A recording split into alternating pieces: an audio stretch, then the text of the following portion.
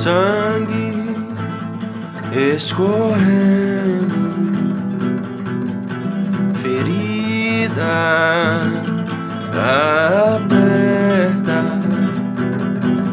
nenhum osso quebrado. Páscoa, Egito, adeus. Coroa de espinhos, mãos e pés perfurados, nenhum ódio, não há ódio no seu coração. Santo, meus pecados é Deus. Olhe pra cruz, pecador. Bom dia, bom dia, bom dia.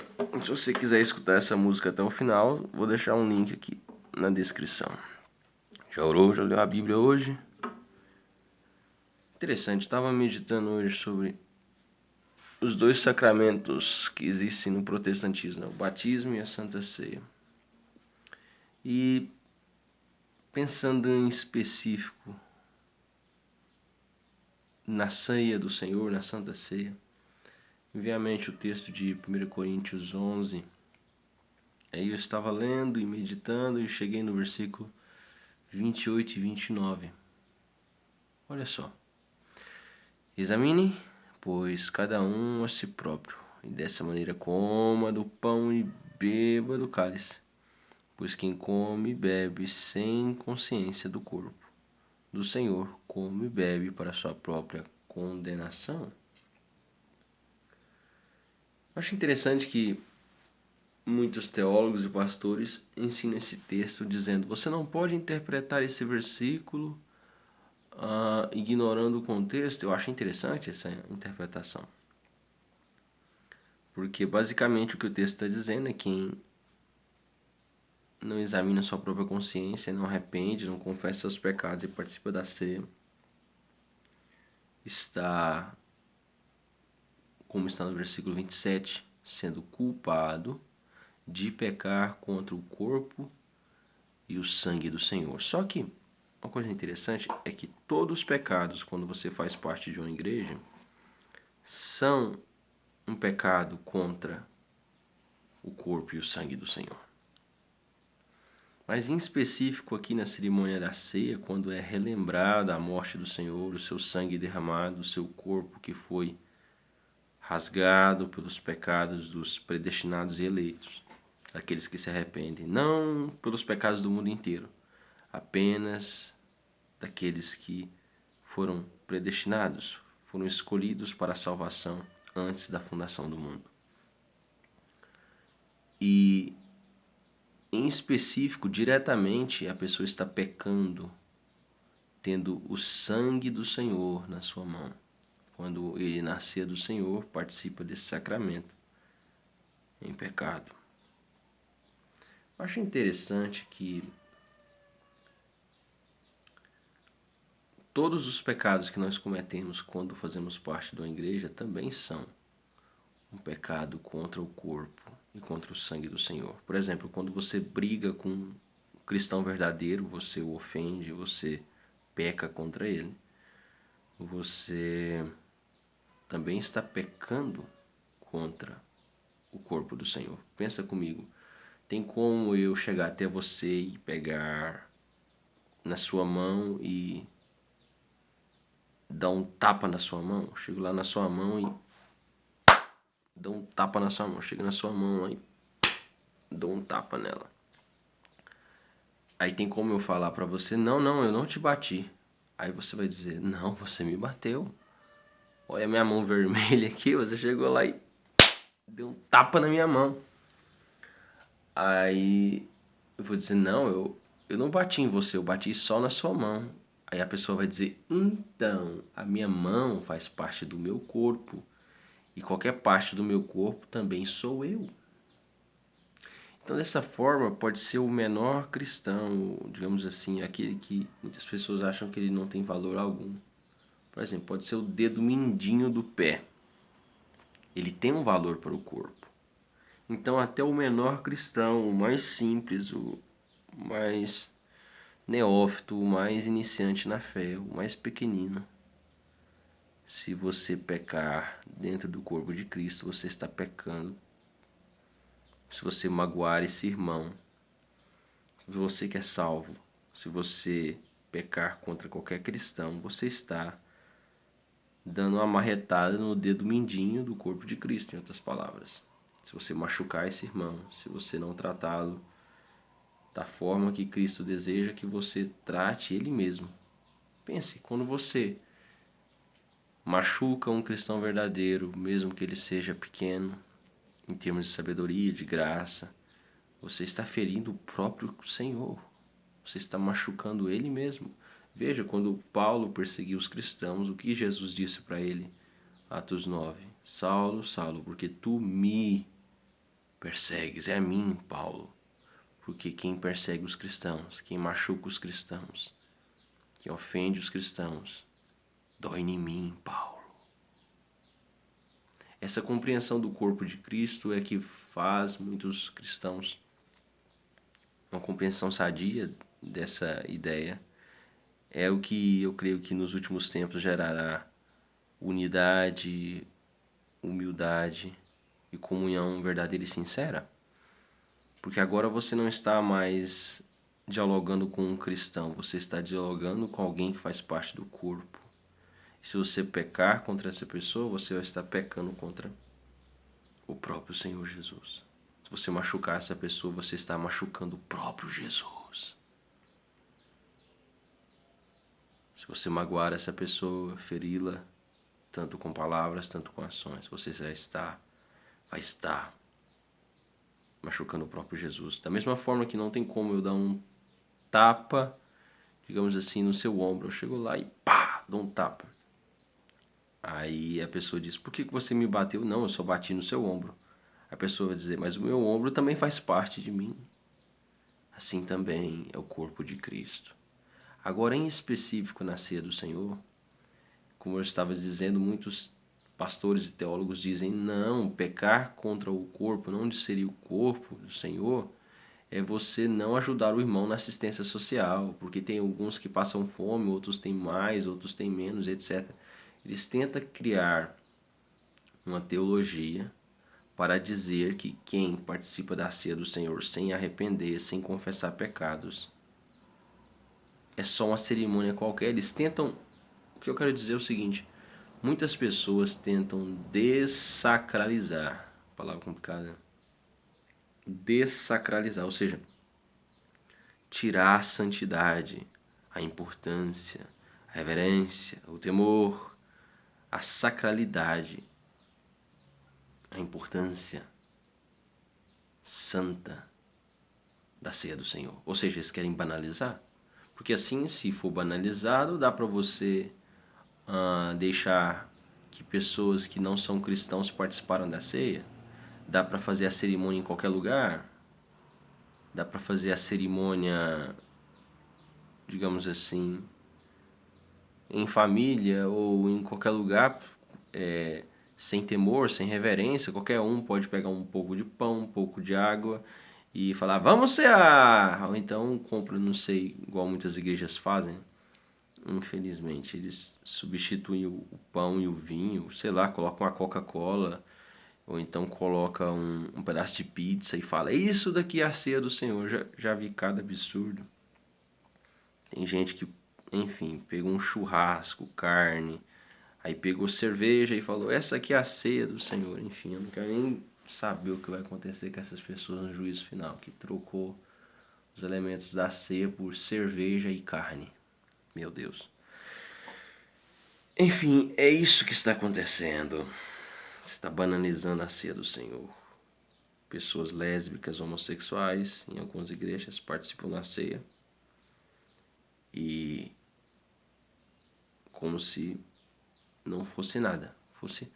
O problema é que as pessoas tentam reduzir a ceia a uma espécie de comunhão, ou então tentam usar erroneamente as primeiras cerimônias feitas pela igreja primitiva, a reunião no dia do Senhor, a reunião do amor, onde as pessoas se reuniam em casas e se alimentavam e participavam da ceia do Senhor. Ou seja, eles usam conhecimento histórico para banalizar algo.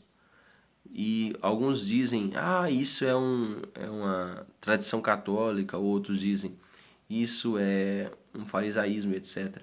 Tirando a importância, a santidade da ceia do Senhor. Infelizmente, eu creio que isso vai crescer ao longo dos tempos. As pessoas vão perder o temor e, infelizmente, essa é uma realidade. Veja a seriedade desses versículos. Em primeiro lugar, vamos considerar que a interpretação desses teólogos liberais e desses teólogos que não temem a Deus, vamos considerar que ela é verdadeira. O que está dizendo o texto aqui é que é culpado de pecar contra o corpo e o sangue, não examina a si mesmo, come para a sua própria condenação, porque não ajuda o irmão financeiramente, porque não dá comida para o irmão, porque come fora da hora, porque come demais e deixa outros sem comer, porque não ajuda os irmãos com a assistência social, etc. Se esse for o contexto, a maioria das pessoas hoje estão pecando contra o corpo e o sangue do Senhor porque vê o seu irmão tendo a necessidade e não ajuda. Sabe, eu estou cansado de ver youtubers, enfim, influenciadores e um monte de pessoas todos os dias divulgarem só o lixo da internet. Enquanto tem irmãos da sua igreja com canais pequenos, às vezes com 100 inscritos, 20 inscritos, durante anos postando vídeos, devocionais, etc. E ele não compartilha o conteúdo do irmão, por quê? Porque ele quer falar de algum cantor famoso, de algo que está no hype, algo que vai dar visualizações, sabe? Isso é um pecado, considerando essa interpretação, né? Que desacraliza a ceia do Senhor. Então vamos considerar a interpretação dos teólogos liberais. Até eles mesmos, os teólogos liberais, humanistas, relativistas, até eles mesmos estão sendo culpados de pecar contra o corpo e o sangue do Senhor. Porque eles só falam do que está na moda. Não compartilha conteúdo santos, conteúdo dos irmãos da sua igreja. E nem em secreto eles fazem algum tipo de ajuda. Já que o irmão continua na mesma situação financeira ano após ano, sabe? Não tem esse senso de corpo, por exemplo. Eu acredito que toda comunidade cristã tem o suficiente para viver bem financeiramente. E isso se os irmãos forem generosos em relação um ao outro. Por exemplo, numa igreja, em qualquer lugar, tem sempre alguém que é mais próspero, outro que é menos próspero. E algumas pessoas têm conhecimento, outros têm os meios para executar esse conhecimento. E se o irmão guarda a informação mercadológica, que pode ser a fonte de sucesso financeiro para muitas pessoas, ele guarda isso, aquela comunidade vai definhar, materialmente falando. Mas se os irmãos amarem uns aos outros, sabendo o que significa o corpo, discernindo o corpo, entendendo a consciência de corpo, a importância de ver o seu irmão próspero, a importância de ajudar o teu irmão, tanto para o reino, tanto para o progresso do reino, tanto para a própria sobrevivência dos cristãos, já que o mundo nos odeia e tudo que eles querem nos destruir. Sabe, a pessoa não tem esse senso de sobrevivência. Não entende que quando você faz um bem para o seu próprio irmão no corpo de Cristo, você está ajudando a si mesmo. Enfim, maturidade, né? A questão é que, às vezes, uma palestra que um cristão faz na sua igreja gratuitamente pode ajudar um irmão a tomar uma decisão melhor na sua vida profissional, na sua vida, enfim, relacional, familiar, em várias outras áreas. Mas se você guardar essa informação para você, é aquela coisa, né? Aquele famoso ditado, né? Quando a farinha é pouca, o meu pilão vem primeiro, o meu prato vem primeiro, enfim, quando a farinha é pouca, eu como primeiro, ou seja, a minha refeição primeiro, né? Ou seja, tem pessoas que, por exemplo, eles na sua igreja são os que dão o maior dízimo, a maior oferta, são os que contribuem mais. Eu não sou contra igrejas falarem, você tem que ser dizimista, etc. O problema é você prometer aquilo que Deus não promete, prometer bênção, prosperidade, etc. E dizer que aquilo vai salvar alguém. Você pode chamar a sua oferta do que você quiser, de amor, contribuição, enfim. A questão aqui é que muitas pessoas dão grandes ofertas na igreja, às vezes até gabam publicamente, eu dou 30 mil reais de oferta, de dízimo, etc. Mas ele não ajuda os seus irmãos a também prosperarem, porque ele quer criar uma espécie de monopólio intelectual a respeito dos conhecimentos que ele tem, para que ninguém enriqueça também do seu lado. Sabe, isso é totalmente contrário à caridade cristã, ao amor cristão. Isso não é uma atitude de alguém que faz parte do corpo de Cristo, sabe? Até questiono se essa pessoa é salva. Tem que lembrar do Salmo 73 de Asaf, né? Riqueza, prosperidade, não é sinal de que alguém está indo para o céu. Tem pessoas que são amaldiçoadas com a riqueza. São tão pobres que só têm dinheiro. Tão miseráveis que só têm dinheiro. E vê o irmão na dificuldade, vê o irmão passando e não dão um conselho para ele, um conselho de investimento, não dão um conselho sobre nada. E tem conhecimento. O problema é que ele fala, não, eu estou há 20 anos trabalhando nessa profissão, eu ralei, eu paguei cursos, eu fiz isso, aquilo, blá, blá, blá, blá, blá. E eu não vou dar isso de graça para essas pessoas aqui. Meu amigo, a boca fala do que está cheio do teu coração, o teu coração não está cheio de Cristo. Porque o teu amor a dinheiro faz com que você crie um monopólio. Por exemplo, digamos que você vende peixes.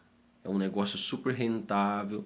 Você sabe que você abrir uma loja em 3, 4 meses já tem uma grande fonte de lucro. Mas você guarda essa informação para você. Ninguém na sua igreja sabe que você trabalha vendendo peixes porque você não quer contar para os irmãos, para que eles também abram esse negócio e tenham grandes lucros. Ou seja, você quer ganhar o dinheiro sozinho, só você. Aí o que acontece na prática? O ímpio abre uma peixaria do seu lado e começa a roubar seus clientes. Ao invés de você falar isso para os irmãos da igreja e 2, 3 abrirem também um mercado nessa área e começarem a vender também, e todos ali da igreja, digamos assim, começam a sair da pobreza, da dificuldade e ficam financeiramente estáveis e independentes. Está vendo? A tua soberba, o teu egoísmo fez com que os ímpios pegassem um mercado que você poderia dar para um cristão que não tem nada. Sabe? Outro exemplo, digamos que você trabalha com serviço de fazer instalação de forro PVC, ou então gesso. Você faz aquele gesso da casa, enfim, forro PVC das casas. Você trabalha com isso, você sabe que tem uma demanda muito grande, você está ganhando muito dinheiro, sei lá, 100 mil, 200 mil reais por mês, você está pegando muito serviço, você está começando agora já a escolher os clientes, porque é muita ligação e você está valorizando o seu trabalho, você está subindo o preço, você já está pensando em viagens, lancha, fazendas e, enfim, carros de mais de 200, 300 mil, enfim.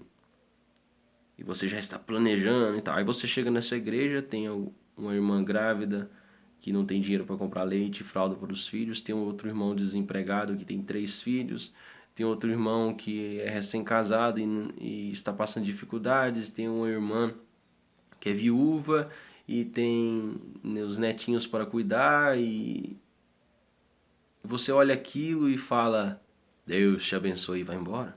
Você acha que você faz parte do corpo de Cristo? Não, você não faz. O amor de Cristo não habita em ti. Demônios habitam dentro de ti.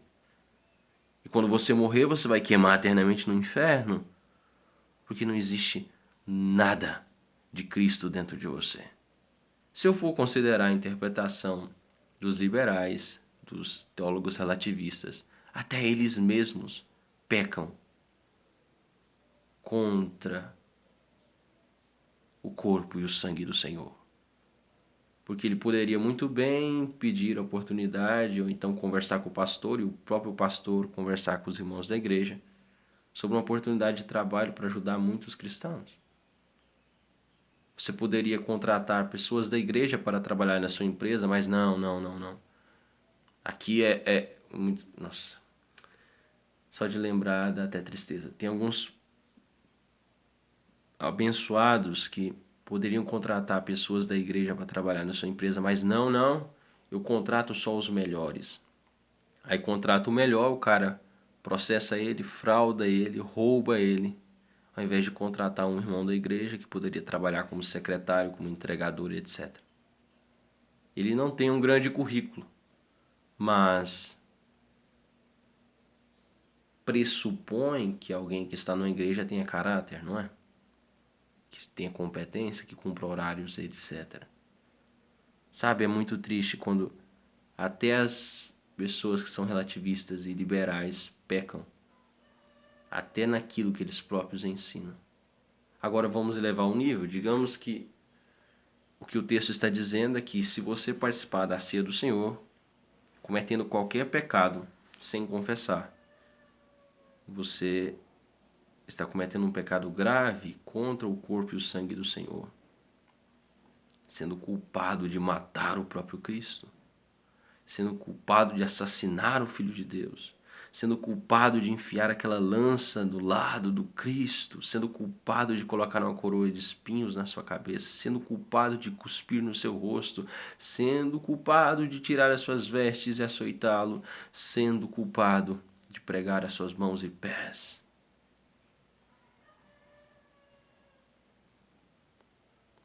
Pois quem come e bebe sem ter consciência do corpo, come e bebe para sua própria condenação.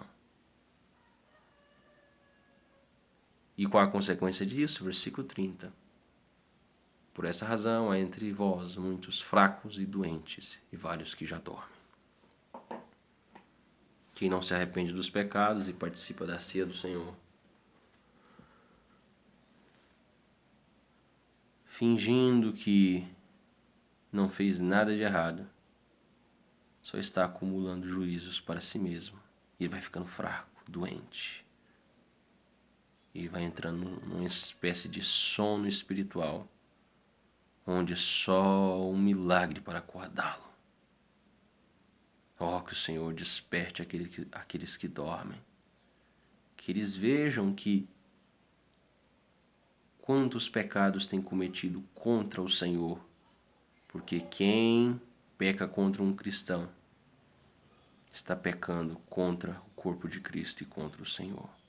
Eu creio que esse é um estímulo muito grande para nós sermos amáveis com esposas, filhos, amigos, todos do corpo de Cristo. Porque quando machucamos eles, não os ferimos, machucamos o próprio Senhor. Saulo, Saulo, porque tu me persegues. Quem persegue os cristãos, quem machuca os cristãos, está fazendo um mal para o próprio Senhor. Que Deus tenha misericórdia de nós. Fé e tulipas, tenham todos um ótimo dia e que o Senhor nos faça santos para que nós não pequemos contra o corpo do Senhor, machucando nossos amados irmãozinhos.